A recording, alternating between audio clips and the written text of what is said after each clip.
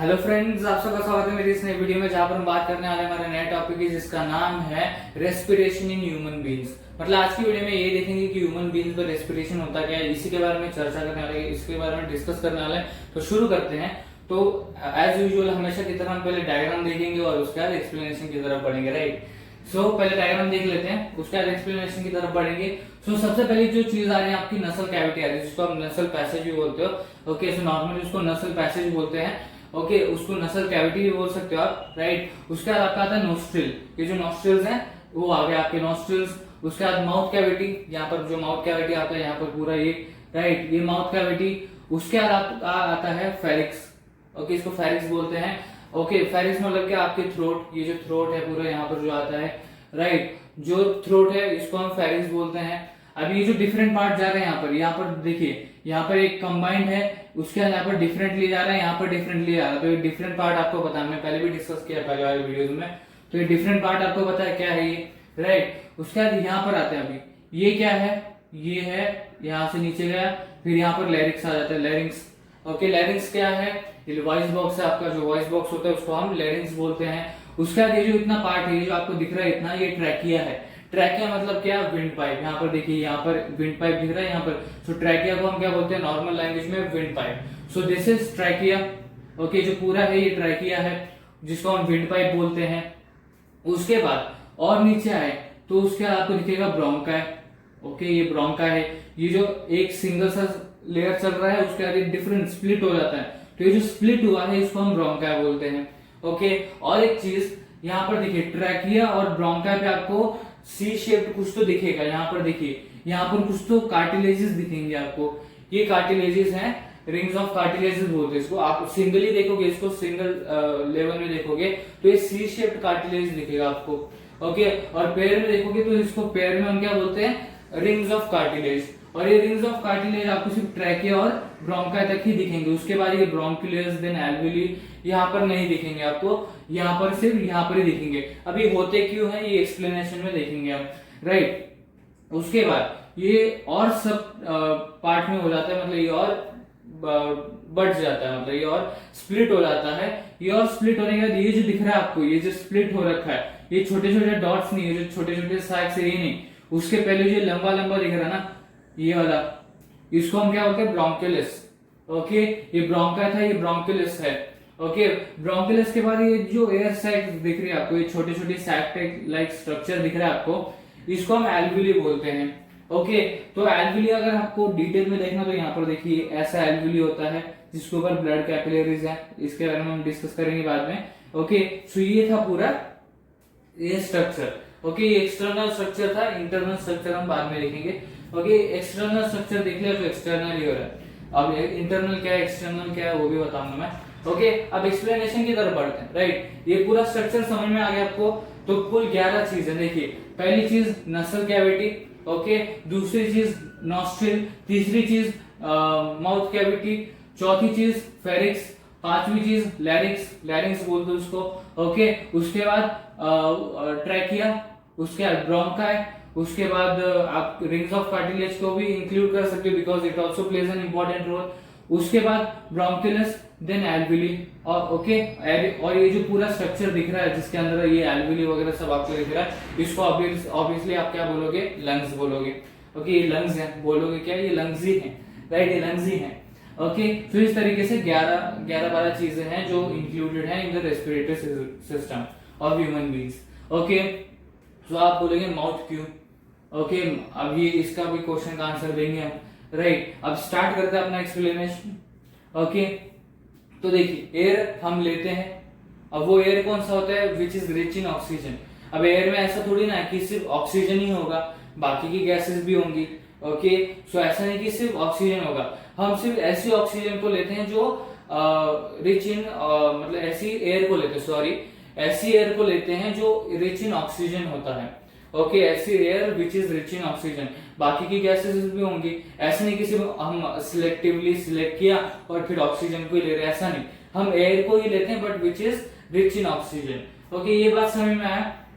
सो हम एयर ले रहे हैं अभी, अब वो एयर नॉस्ट्रिल से भी अंदर जा सकता है और माउथ से भी अंदर जा सकता है। आप प्रैक्टिकली करके देखोगे तो माउथ से भी अंदर जाता है एयर, ओके, ये बात समझ में आया।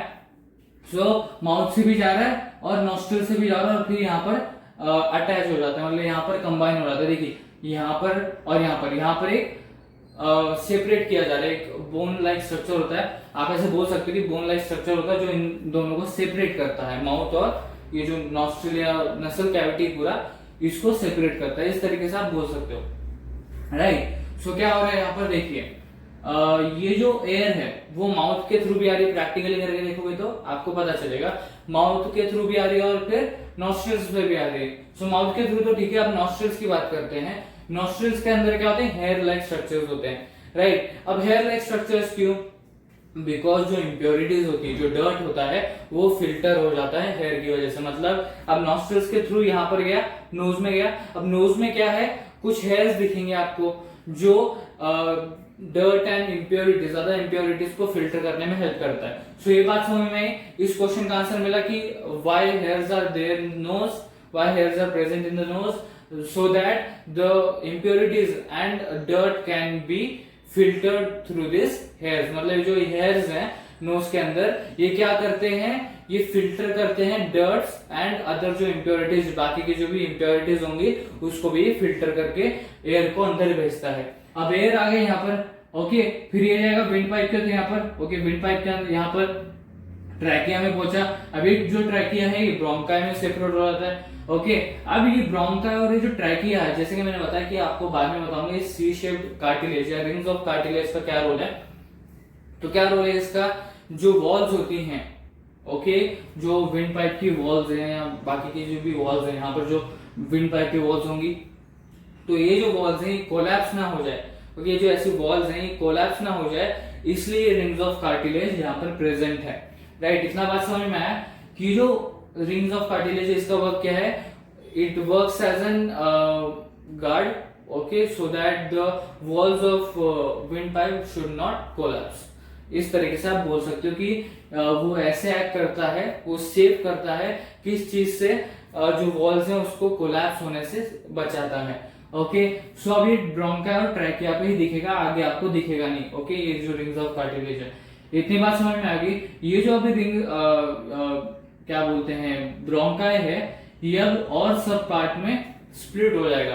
अभी स्प्लिट हो गया ब्रोंकोलस में, अभी ब्रोंकोलस में चली गई एयर, ओके। अभी एयर कहाँ पहुंचेगी, एल्विली में। अब यहाँ पर रेड मार्क किया हुआ दिख रहा है आपको, तो ये आपको यहाँ पर लेके जाता है, कहाँ पर लेके गया भाई, हाँ, एल्विली तक लेके गया। अब एल्विली के डिटेल स्ट्रक्चर को देखेंगे हम, ओके, डिटेल स्ट्रक्चर को। अब इसमें कैमरा में नहीं आया तो भी चलता है, डिटेल में एक्सप्लेन करना बस, राइट। देखिए अभी जो एल्विली है, इस ये क्या है, यहाँ पर से यहाँ पर जा रहा है, क्या है, ऐसा क्या है, ये स्ट्रक्चर क्या है, एक्सप्लेन करता हूँ, रुको। देखो ये एल्विली है, यहाँ पर आपको डिटेल में नहीं बताया गया कि उसके ऊपर क्या है, कैसा है। अब यहाँ पर एल्विली को हम डिटेल में देखते हैं, ओके। एयर यहाँ से आया नॉस्ट्रिल से और माउथ से, फिर यहाँ से ये यहाँ पर आया ट्रैकिया में, फिर ब्रोंकाई में, फिर दोनों लंग्स में स्प्लिट हुआ, फिर ये ब्रोंकोलस में गया। अब यहाँ पर आते हैं, इस लंग पे आते हैं, ब्रोंकोलस में गया, फिर यहाँ पर क्या हुआ, ये एल्विली में गया। अब ऊपर वाली एल्विली नहीं पकड़ते हम, नीचे वाली एल्विली पकड़ते हैं, ओके। सो यहाँ से यहाँ पर आया। अब एल्विली के स्ट्रक्चर को डिटेल में देखते हैं। एल्विली के स्ट्रक्चर आपको पता चल गया, it is air like structure, air sac like structure, okay. So alveoli होता क्या, एग्जैक्टली एल्विली होता क्या है, so it is a tiny air sac that takes up oxygen and carbon dioxide is eliminated. मतलब एक तरीके से आप क्या बोल सकते हो, exchange of gases take place. कैसे, स्टेटमेंट के हिसाब से जाए तो दो चीजें पता चलती हैं, नहीं तीन चीजें पता चलती हैं हमको। पहली चीज, it is a tiny air sac like structure, okay, it is a tiny air sac like structure, okay. उसके बाद सेकेंड चीज, it takes up the oxygen and carbon dioxide is eliminated. और इसके वजह से क्या पता चलता है हमको कि जो गैसेस एक्सचेंज है वो एल्विली में होते हैं, okay. So in alveoli what takes place, gases exchange take place, okay. So alveoli क्या है, it is a tiny air like structure that takes up the oxygen and the carbon dioxide is eliminated. So we can say that gases exchange takes place within the alveoli, okay. अब ये कैसे होता है ये भी देखेंगे हम, okay. देखो अब कैसे होता है वो सारी डिस्कस करते हैं हम, वो सारी बातें डिस्कस करते हैं। अब एल्विली जो है वो ब्लड कैपिलरीज से सराउंड की जाती है या सराउंडेड होती है। अब ब्लड कैपिलरीज आपको पता है ऐसी दिखती हैं जो रेड एंड ब्लू से अटैच्ड होती हैं। सो फॉर योर अंडरस्टैंडिंग ऐसा डायग्राम बनाया गया कि आपको इजीली अंडरस्टैंडेबल हो, आप इजीली अंडरस्टैंड कर पाए, राइट। अब आगे बढ़ते हैं। सो सबसे पहली चीज यहाँ पर आते हैं हम, जो एल्वेली के ऊपर आपको रेड एंड ब्लू दिख रहा है ना, रेड एंड ब्लू, ये ब्लड कैपिलरीज है जिसको आपको यहाँ पर वाइड करके दिखाया गया है। ओके, बिकॉज यहाँ से ही क्या होता है, ब्लड डिफ्यूज करके हीमोग्लोबिन के थ्रू जाता है। ये सारी चीजें हम डिस्कस करने वाले हैं आगे। ओके, सो पहले इसके ऊपर आते हैं। ये जो रेड एंड ब्लू है ना, ये ब्लड कैपिलरीज है। बात समझ में आई? ये रेड एंड ब्लू क्या है, ये ब्लड कैपिलरीज है। और ये नीचे क्या है, उसके जो राउड लाइक स्ट्रक्चर्स दिख रहे हैं ना आपको, यहाँ पर नहीं है, यहाँ पर छोटा सा है, बट यहाँ पर जो बड़े बड़े दिख रहे हैं ना रॉड लाइक स्ट्रक्चर्स, इनको रेस्पिरेटरी ब्रोंकलिस बोलते हैं। ये जो ब्रोंकलिस थे यहाँ पर, ये थे। अब एल्वेली के भी ब्रोंकलिस होते हैं, बट इनको हम क्या बोलते हैं, respiratory bronchioles. Okay, respiratory bronchioles. अब क्या है, ये जो ऑक्सीजन यहाँ पर है, अब ये जो है ये पूरा समझ लो एल्वेली है। इसके अराउंड क्या है, इसके सराउंडिंग में क्या है, ये ब्लड कैपिलरीज है। ओके, सो ब्रोंकलिस ये समझ लो। ओके, ब्रोंकलिस से ऑक्सीजन आया, ये एल्वेली में गया। ओके, इसके सराउंड में क्या है, ब्लड कैपिलरीज है। तो आपको पता चल गया क्या होने वाला है, दैट इज जो ऑक्सीजन है वो अभी ब्लड कैपिलरीज में चला जाएगा। ब्लड कैपिलरीज में गया, क्यों, ब्लड में डिफ्यूज हो जाएगा। सिंपल सी चीज है, बहुत बेसिक सी चीज है, सिंपली कवर हो जाती है। दैट इज, देखिए यहां से एयर आया, ट्रैकिया में गया, फिर ब्रोंकाई में गया, फिर ब्रोंकलिस में गया, फिर एल्वेली में गया। एल्वेली के ऊपर क्या है, एल्वेली क्या है, basically it is a tiny air like structure, right, which takes up the oxygen and eliminates the carbon dioxide. So जिस तरह से ऑक्सीजन एल्वेली के बाहर जा रहा है, उसी तरीके से कार्बन डाइऑक्साइड एल्वेली के अंदर आता है। समझ में आई बात, राइट। सो बाद में देखेंगे जब कार्बन डाइऑक्साइड यहाँ पर जाएगा, तब उसके टाइम देखने वाले डिटेल में। यहाँ पर सिर्फ बेसिकली मैंने बताया ये क्या है, राइट। सो एक और चीज थी, दैट इज हम इसको एक्सटर्नल एंड इंटरनल में पढ़ रहे हैं। अब देखिए, आप अगर यहाँ पर देखोगे, अभी एल्वेली तक पहुंच गए हम, एल्वेली के आगे का सफर हम थोड़ी देर बाद चालू करेंगे।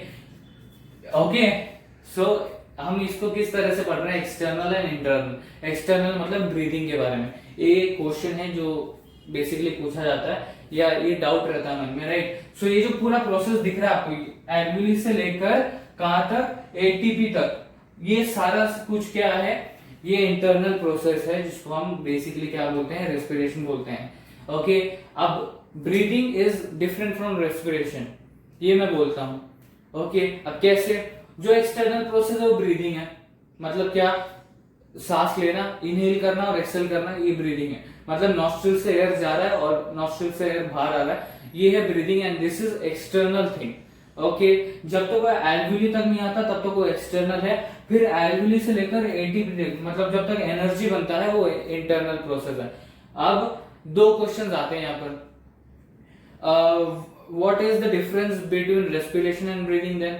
क्योंकि मिसकंसेप्शन क्या है कि कुछ लोग क्या समझते हैं, या कुछ लोगों को क्या मिसकंसेप्शन है, दैट इज रेस्पिरेशन ही ब्रीदिंग है। Okay, so breathing and respiration is different. आपने कभी ऐसा सुना है, रिस्पायर इन रिस्पायर आउट, ऐसा सुना है, ब्रीद इन ब्रीद आउट सुना है ना। So breathing and respiration are both different thing. So पहला क्वेश्चन ये आता है कि what is the difference between respiration and what is the difference, मतलब what is the difference between respiration and breathing.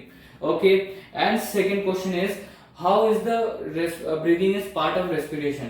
Okay, second thing जो है, जो respiration का first step है वो breathing है। So इन दोनों क्वेश्चन के आंसर अभी देता हूं मैं, उसके बाद एल्वेली के तरफ से स्टार्ट करेंगे, क्योंकि अभी एक्सटर्नल प्रोसेस हमारा हो गया, उसकी तरफ से याद आया कि ये डिस्कस करना रह गया, राइट। सो अब देखिए, जो ब्रीदिंग प्रोसेस है, it is the process of inhaling the oxygen and exhaling the what, carbon dioxide. Okay, this is the breathing process. उसके बाद जो रेस्पिरेशन प्रोसेस है वो क्या है, respiration is the process of breaking down the glucose to obtain the energy, okay, और to produce the energy. Okay, so both are different things. अब statement के हिसाब से आपको पता चल गया होगा।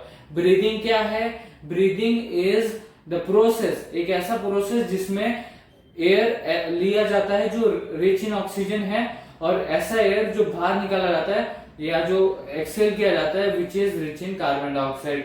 सो ब्रीदिंग एक ऐसा प्रोसेस है जिसमें इनहेल किया जाता है ऑक्सीजन को और एक्सेल किया जाता है कार्बन डाइऑक्साइड को। मतलब क्या, इनहेल मतलब क्या, ऑक्सीजन को अंदर लिया जाता है उसके थ्रू और फिर कार्बन डाइऑक्साइड को बाहर निकाला जाता है। Okay, inhale and acceleration is the process in breathing. Okay, this is the process of inhalation and acceleration. Okay, उसके बाद अब रेस्पिरेशन की तरफ आते हैं। ब्रीदिंग हो गया। रेस्पिरेशन क्या है? एक ऐसा प्रोसेस जिसमें ग्लूकोज को ब्रेक डाउन किया जाता है जिससे एनर्जी प्रोड्यूस हो सके। Okay, so this is the difference between breathing and respiration. So क्या है, रेस्पिरेशन अलग है, ब्रीदिंग अलग है। सो ये मिसकंसेप्शन मत रखना आप लोग, राइट, कि रेस्पिरेशन ही ब्रीदिंग है। अब ये क्वेश्चन तो सॉल्व हो गया कि what is the difference between breathing and respiration. Second चीज, how the breathing is first step of respiration. तो जो रेस्पिरेशन है, पहली चीज जो रेस्पिरेशन है उसका जो पहला स्टेप है वो ब्रीदिंग है, या आप ऐसे भी बोल सकते हो जो ब्रीदिंग है वो रेस्पिरेशन का पहला स्टेप है। कैसे? अगर हम एयर को अंदर लेंगे नहीं, ओके, मतलब ऑक्सीजन अंदर जाएगा ही नहीं तो एल्वियोली तक पहुंचेगा ही नहीं, और एल्वियोली तक पहुंचेगा नहीं तो ये आगे का स्टेप होगा ही नहीं। ओके, आगे की प्रोसेस होंगे ही नहीं। सो और उसके बिना हम क्या हो जाएंगे, मर जाएंगे, वी विल डाई।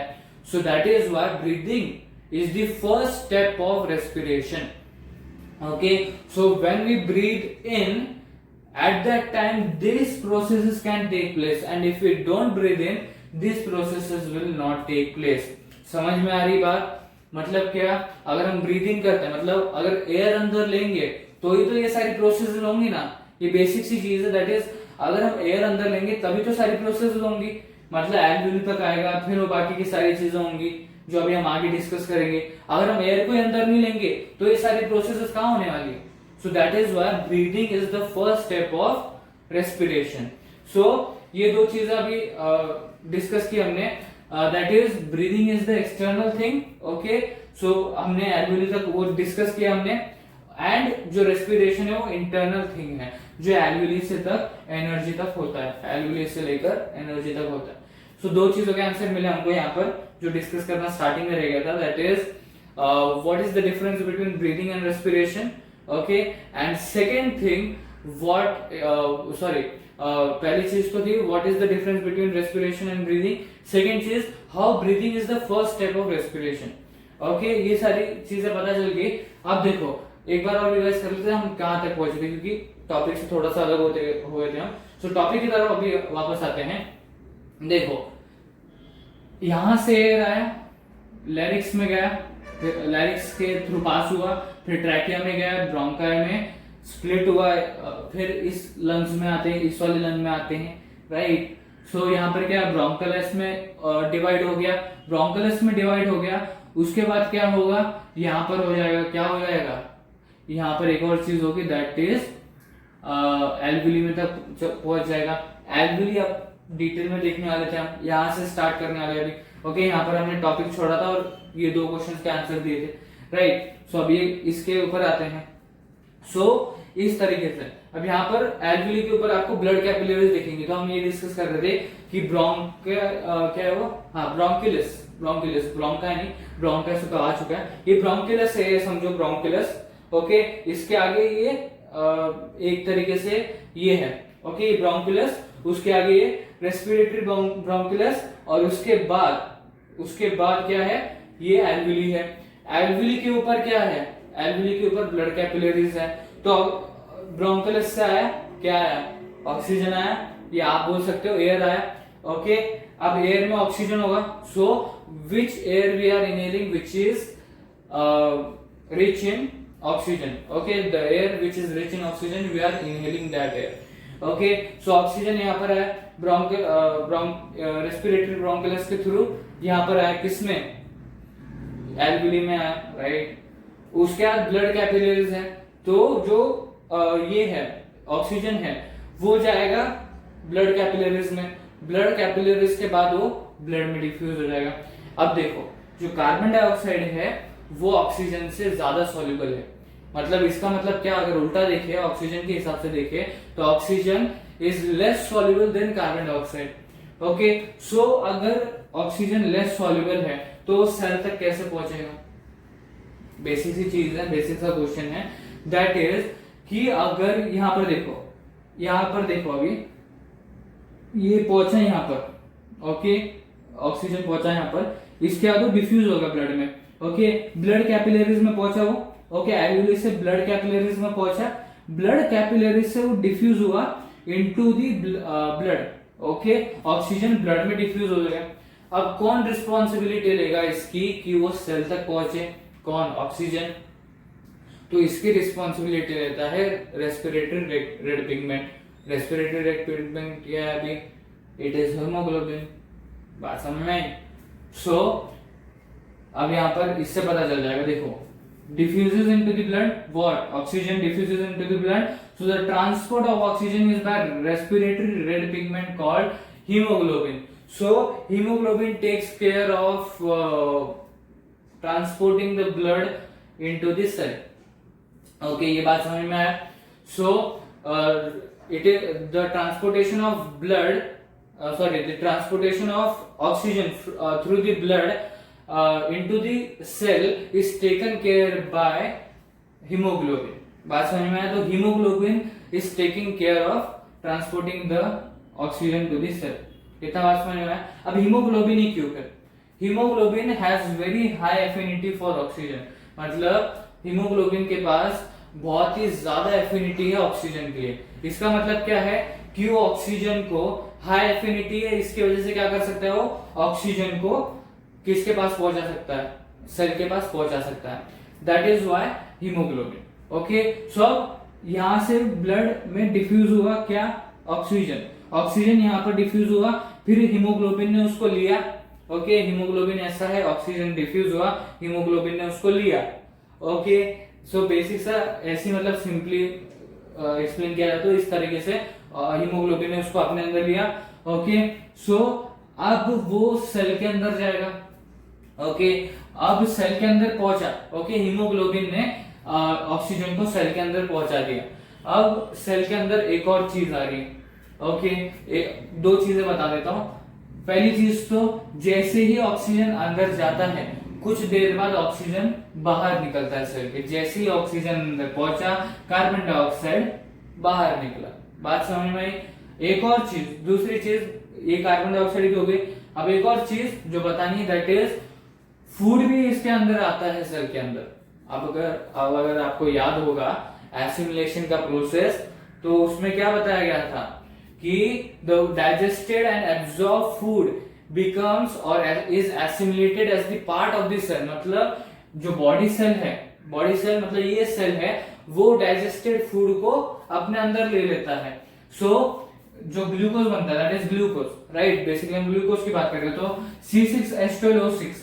तो ये जो डाइजेस्टेड फूड है ये अंदर जाता है। ओके, और ये ऑक्सीजन के साथ रिएक्शन लेता है। मतलब यहाँ पर देखो, यहाँ पर जो हो रहा है ना, इसकी हम बात करने वाले हैं। सो ये क्यों होता है? Oxygen plus digested food. क्यों? Because to release the energy. अब एनर्जी रिलीज होगी तो एनर्जी यूज अप होगी। ओके, सो उस तरीके से वो सारी चीजें यहाँ पर हो रही है।